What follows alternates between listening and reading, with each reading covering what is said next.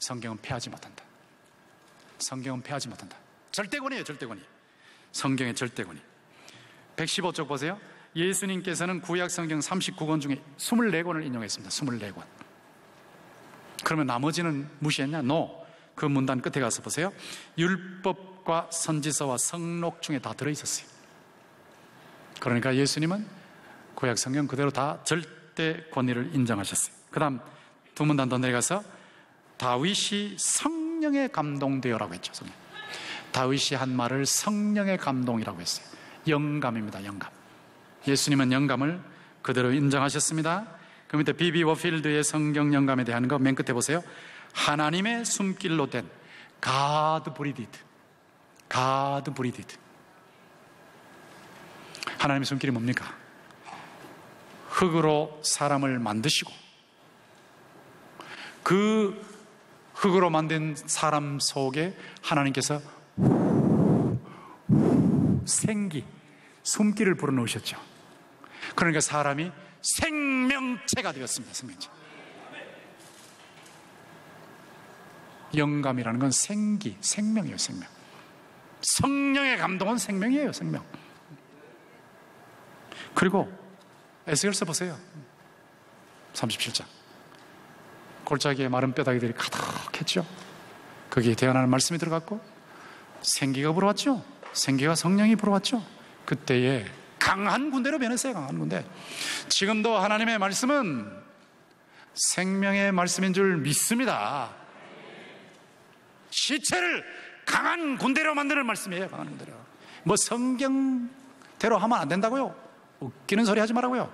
성경이 하나님의 말씀이요, 생명의 말씀이요, 생활의 말씀이요, 부활의 능력의 말씀이요, 창조의 능력의 말씀인 줄 믿습니다.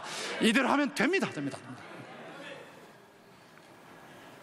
115쪽 맨 밑에 문단 보세요. 언어적 영감. 구약의 언어적 영감까지 예수님이 인정하셨어요. verbal inspiration. 116쪽 첫째 줄 보세요. 구약 율법의 1.1획도 없어지지 않고 다 이룬다고 하셨어요. 언어적 영감까지. verbal inspiration. 117쪽 위에서 둘째 문단 보세요. 예수님은 성경의 1.1획도 결코 없어지지 않는다고 하심으로써 성경의 무오를 인정하시고 확신하실 뿐만 아니라 성경의 핵심이 하나님의 사랑, 이웃 사랑이라는 것도 지적하셨어요. 그러니까 글자에 매여가지고 꼼짝 못하시는 분이 아니라 그 핵심이 사랑이다. 사랑. 하나님 사랑, 이웃 사랑이다. 그 다음 구약 성경의 성취. 예수께서는 이렇게 성경의 절대 권위를 인정하셨고 구약이 성취되었다는 것을 말씀하시는데 마태복음 5장 17절 내가 율법이나 선지자를 폐하러 온 줄로 생각하지 말라. 폐하러 온 것이 아니요 완전하게 하려 함이라. 완전하게 fulfill, 그러니까 성취, 완성을 하셨는데 어떻게 성취하셨는가? 117쪽 맨 밑에 줄 보세요. 산상보훈을 통해서 확인할 수 있는 대로 예수께서는 구약 성경을 바르게 해석함으로 성취하셨어요. 예수님이 성취하셨는데 바르게, 올바른 해석.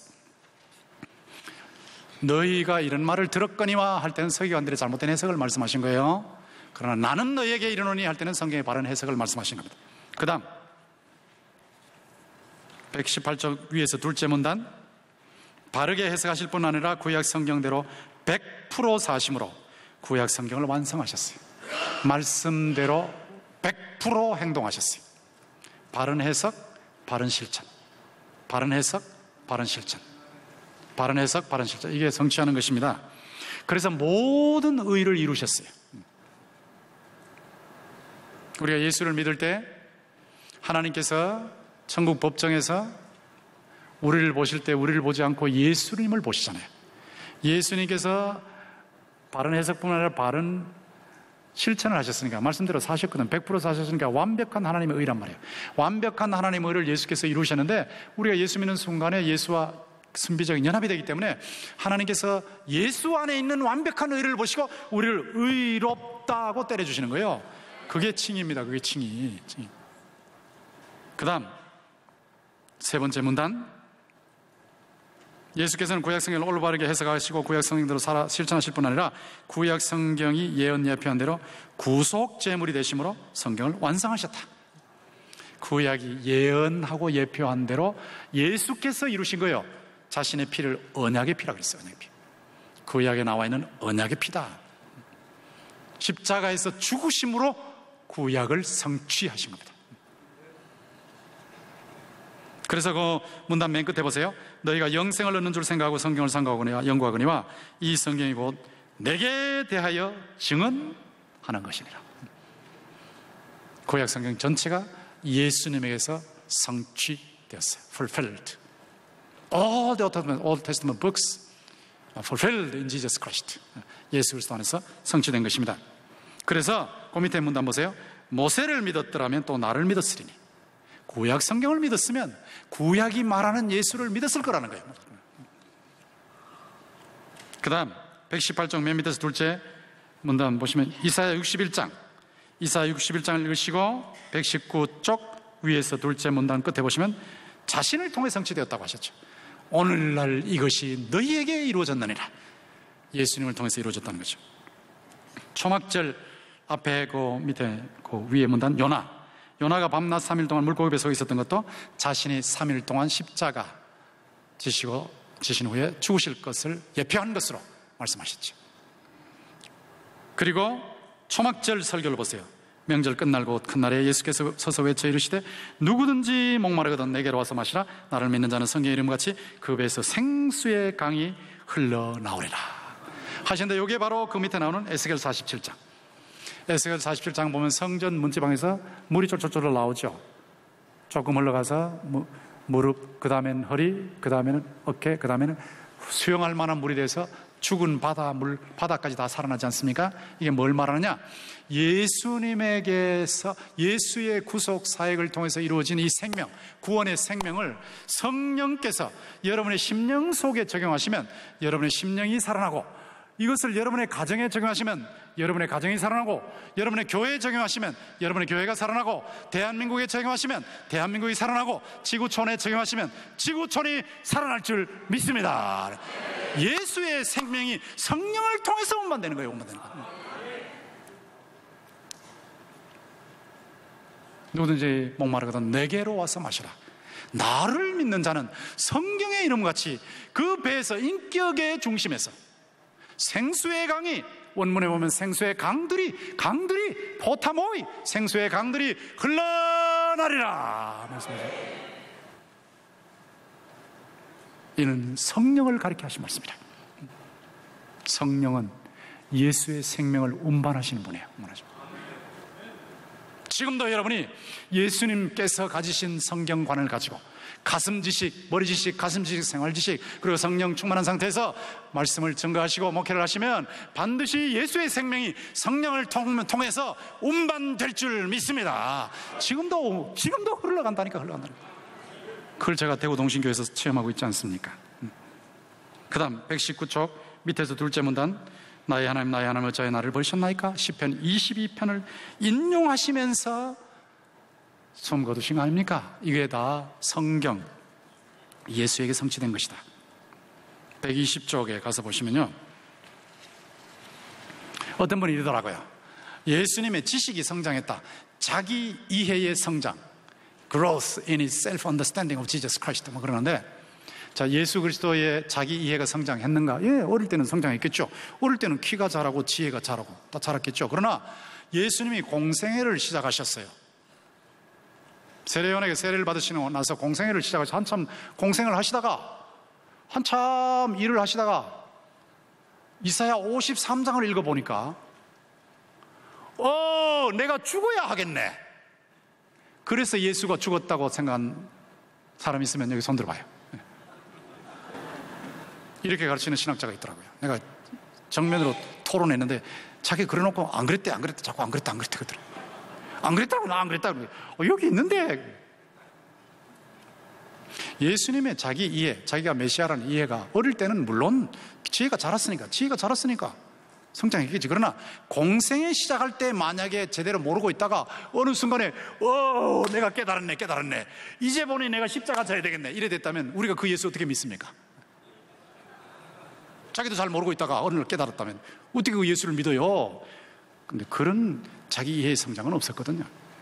예수님은 공생에 시작하실 때 자신이 메시아하고 하나님의 아들이라는 것을 정확하게 처음부터 완벽하게 아셨던 것으로 믿습니다.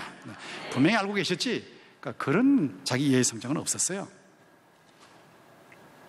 부활에 대해서도 120쪽 구약 성경 사용 바로 위에 보세요. 둘째 줄, 이에 모세와 모든 선자의 글로 시작하여 모든 성경에 쓴 바 자기에 관한 것을 자세히 설명하셨다. 성경이 전부 예수님에게 성취되었다. 예수님을 통해서 성취했다. 부활도 성경에 다 예언되어 있었다. 이런 것이죠. 자, 이것이고 마지막으로 구약 성경 사용. 예수님께서 구약 성경을 어떻게 사용하셨는가? 예수께서는 성경이 자신의 기적들보다 더 능력이 크다고 하셨다.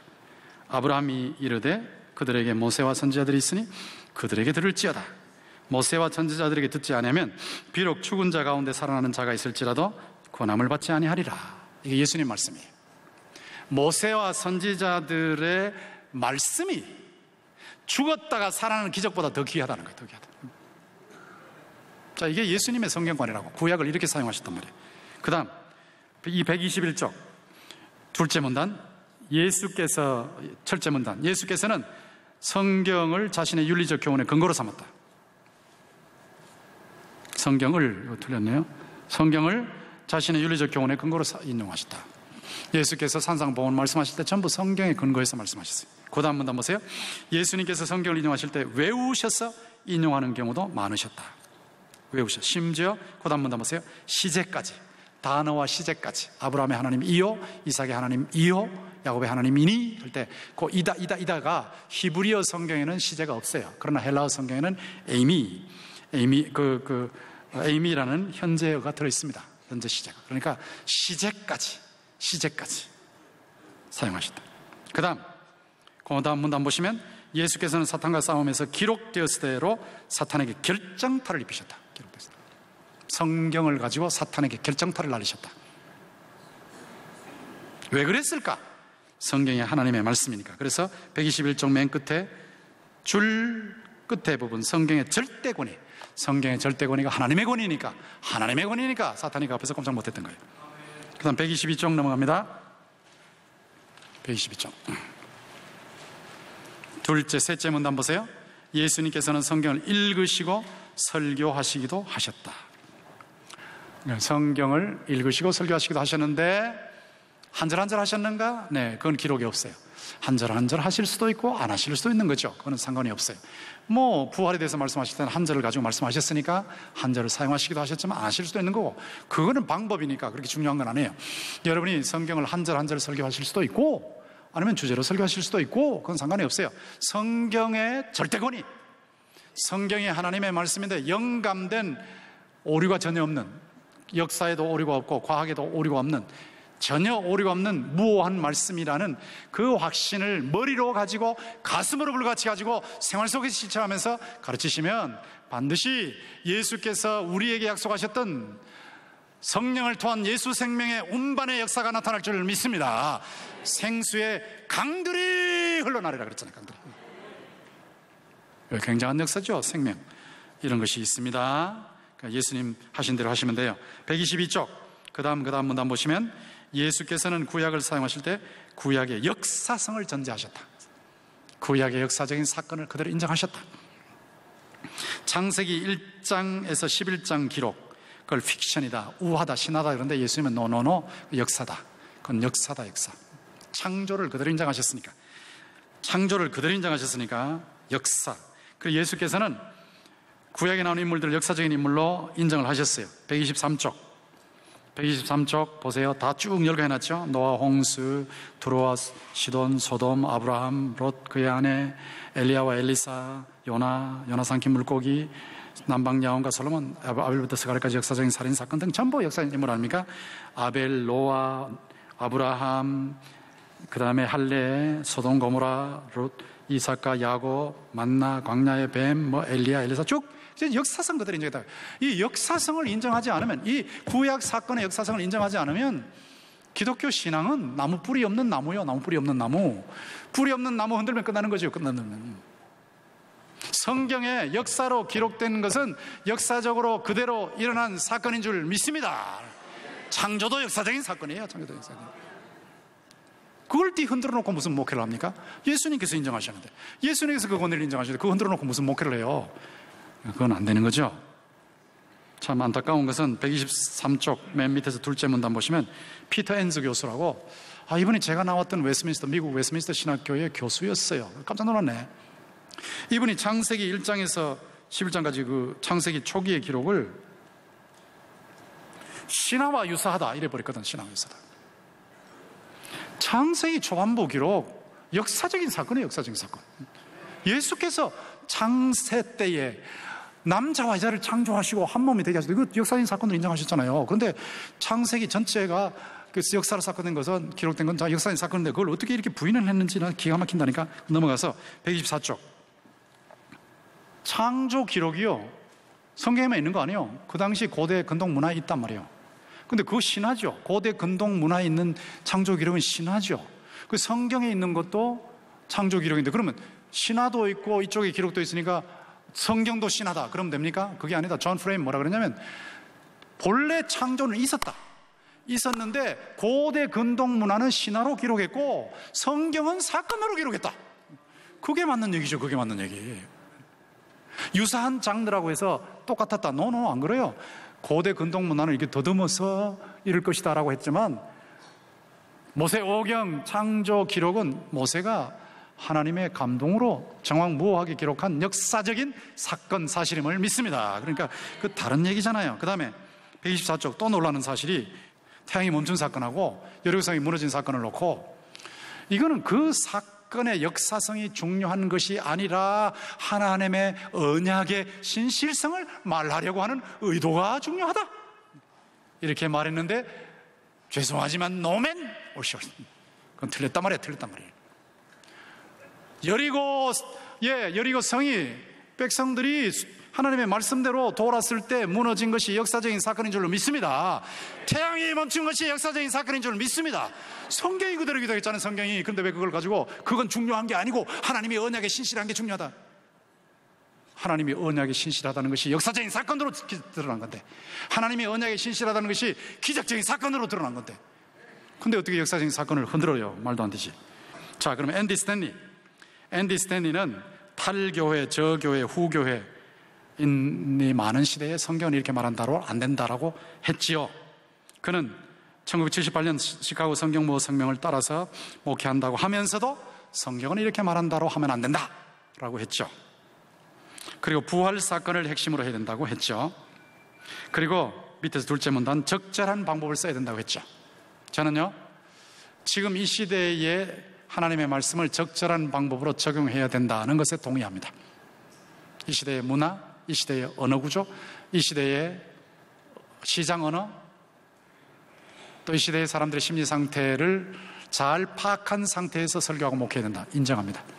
제가 총신에서 설교할 때의 방법하고 시장 상인들이 모였을 때 설교할 때 방법은 다릅니다. 총신에서 설교할 때는 성경 구절을 강해하고 적용하면 돼요. 그러나 시장 상인들이 모였을 때 성경 구절 강해부터 먼저 해버리면 강해하는 동안에 다 잃어버려요. 그래서 시장 상인들이 모였을 때는 강해부터 먼저 하는 게 아니라 적용부터 먼저 해요. 적용부터 먼저 하고 나중에 강해로 들어가면 다 듣습니다. 이건 방법이 분명히 맞아야 되거든요. 제가 중고등부 학생들 앞에는 설교로 가지 않습니다. 왜냐하면 저는 분명히 성경대로 믿고 성경의 무어와 영감 믿고 성령의 능력 체험하고 있고 신체적으로 체험했으니까 하고 있지만, 중고등학생들 앞에는 적절하게 못해요. 왜냐하면 제가 고등학교를 뛰어넘었기 때문에 검정고시를 했거든요. 아이들, 중학생들 1,500명이 와가지고 막 아래층 2층 꽉 찼는데, 그날 설교하는데 제가 죽는 줄 알았습니다. 30명 단위로 선생님이 와가지고 막 몽둥이를 가지고 막 옆에서 쿵쿵거리면서 떠들지 말게 하는데도 그래도 계속 떠드는 거예요. 뭐 소리 질러도 안 되고, 할렐루야 해도 안 되고, 뭐 하나님 좀 살려주세요 해도 안 되고, 애들 떠드는데 막 죽어도 안 되더라고요. 그래서 제가 중고등부 설교에는 절대 안 간다. 그 전문가가 따로 있더라고요. 저는 그들한테는 안 돼요. 그들의 문화를 잘 이해를 못해요. 그들이 좋아하는 스타를 잘 몰라요. 그러면 누구 그러면 그 어느 농약 이름인가 이렇게 돼버리니까 이거 안 된단 말이에요. 그래서 나는 그들한테 안 갑니다. 그러니까 문화적으로, 언어적으로, 심리적으로 현대인을 참조해라. 맞는 얘기죠. 맞는 얘기인데 문제는 뭐냐? 126쪽 맨 밑에 보세요. 성경관 의식이, 이런 의식이 성경을 마음껏 전하게 하지 못하는 의식을 낳을까 염려스럽다.